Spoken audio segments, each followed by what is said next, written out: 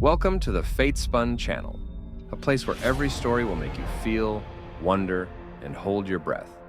Are you ready? Then go ahead. Story number 1, The Final Letter. My name's David, and for the longest time, I believed my family's life was perfect. That is until a letter shattered the image of perfection we'd worked so hard to maintain. It started about 2 months ago when my dad, Peter, passed away. He was a good man, or so I thought. A devoted husband to my mom and a caring father to me and my younger sister, Lily. His death was sudden, a heart attack that left us all reeling. We spent weeks sorting through his belongings, trying to piece together some form of closure. One afternoon, as I was helping my mom clear out Dad's study, I found a plain white envelope tucked inside a drawer of his desk. It was labeled, "To be opened if I'm gone." My heart raced as I held it. Mom wasn't in the room, and something about the envelope screamed at me not to show it to her. I slipped it into my pocket and didn't mention a word. That night, when everyone was asleep, I sat alone at the kitchen table and opened the envelope. Inside was a letter written in my father's unmistakable handwriting. "David, if you're reading this, it means I'm no longer around, and there's something you need to know. I've hidden a truth for over 20 years, one that I couldn't bear to tell while I was alive. Your sister, Lily, isn't your mother's child. She isn't mine either. She's the daughter of a man I killed." I froze. My father? A murderer? The words blurred as my hands began to shake. I didn't plan for it to happen. It was an accident, an argument that spiraled out of control. I was young and reckless. Lily's biological father, a man named Robert, was a rival. We fought, and in the heat of the moment, he fell. I panicked and covered it up. Later, I found out his girlfriend, struggling to make ends meet, gave birth to Lily. I made arrangements to take her in, to give her a better life. I thought I could make amends, but the guilt never left me. The letter ended abruptly, but it left no room for doubt. My father, the man I idolized, had killed someone. And Lily wasn't even truly a part of our family. For weeks, I carried the weight of that letter. I avoided Lily and my mom, unable to look them in the eyes without thinking about the secret I now held. Every interaction felt strained, and every smile from Lily cut me to the core. Eventually, I decided I couldn't keep it to myself any longer. I confronted my mother with the letter, half expecting her to deny everything, but she didn't. Instead, she cried. A deep, heart-wrenching cry that confirmed my worst fears. She had known all along. Now I'm left with a choice. Do I tell Lily the truth? Or do I protect her from the nightmare that would destroy the only family she's ever known? Every day I wrestle with that decision, and every day the letter burns a hole in my soul.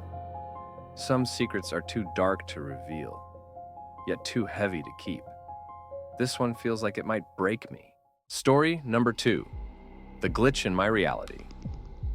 I never believed in conspiracy theories. To me, talk of parallel universes or living in a simulation was just sci-fi fodder for late-night movies. But then it happened, and now I can't stop questioning everything.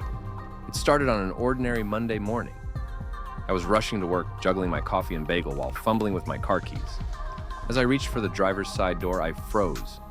My car, a beat-up blue sedan I've had for years, was suddenly cherry red. At first, I thought I parked in the wrong spot or someone had swapped vehicles. But the license plate was mine, and inside were the fuzzy dice my niece gave me last Christmas. Everything was exactly where it should be, except the car was no longer blue. I chalked it up to sleep deprivation and went about my day. But as the week went on, things got weirder. On Wednesday, my coworker Jenna greeted me in the break room. She handed me a coffee and casually mentioned her weekend in Miami. Except Jenna hated flying and swore she hadn't left our small Ohio town in years. I laughed it off, thinking I'd misheard her. But then on Friday, my best friend Mike sent me a photo of us at a concert. The problem?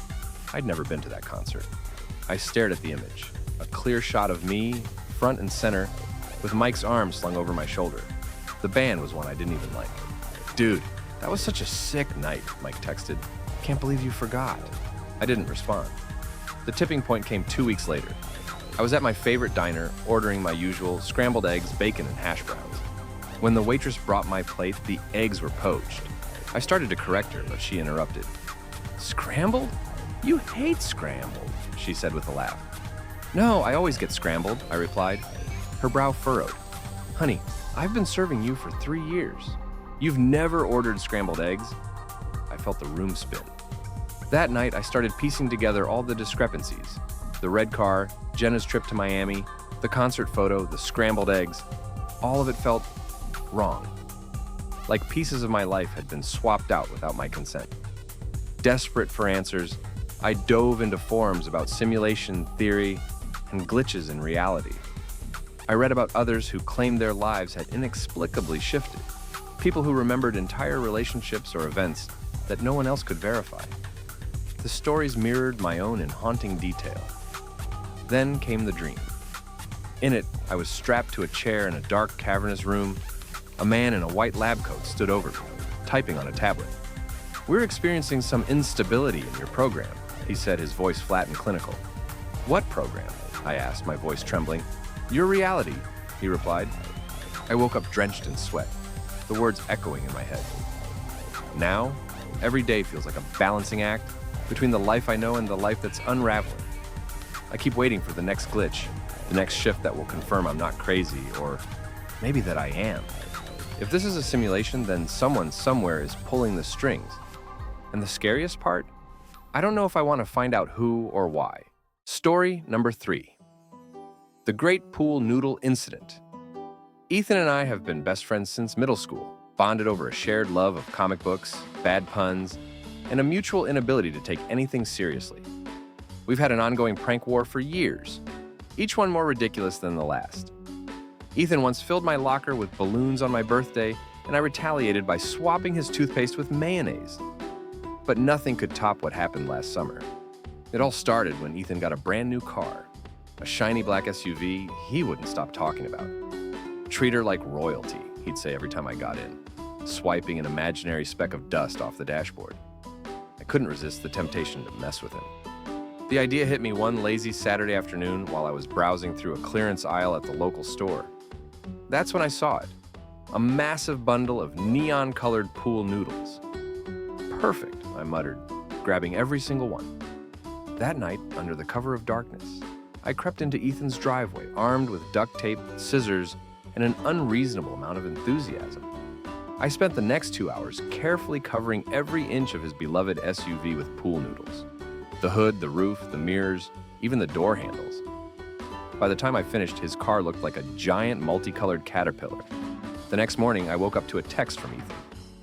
"What did you do?" Laughing, I strolled over to his house, fully expecting a mix of outrage and admiration. Instead, I found Ethan standing in his driveway, arms crossed, trying and failing not to laugh. "I hate you," he said, grinning. "Come on, you've got to admit it's a masterpiece," I replied, snapping a photo for posterity. But Ethan wasn't one to let a prank slide without payback. A week later, I came home from work to find my entire living room filled with balloons. Hundreds of them, all tied together to form an intricate web of chaos. He'd even added a sign on the coffee table that read, "Consider this war." It took me hours to pop them all, and every single one sounded like Ethan's triumphant laugh echoing in my ears. Our prank war has escalated since then, but the pool noodle incident remains a legend in our circle of friends. To this day, Ethan refuses to park his car anywhere near my house, and honestly, I can't say I blame him. Thank you for watching the video. Subscribe to the channel, like it, and don't forget to leave a comment. See you in the next video. Good luck!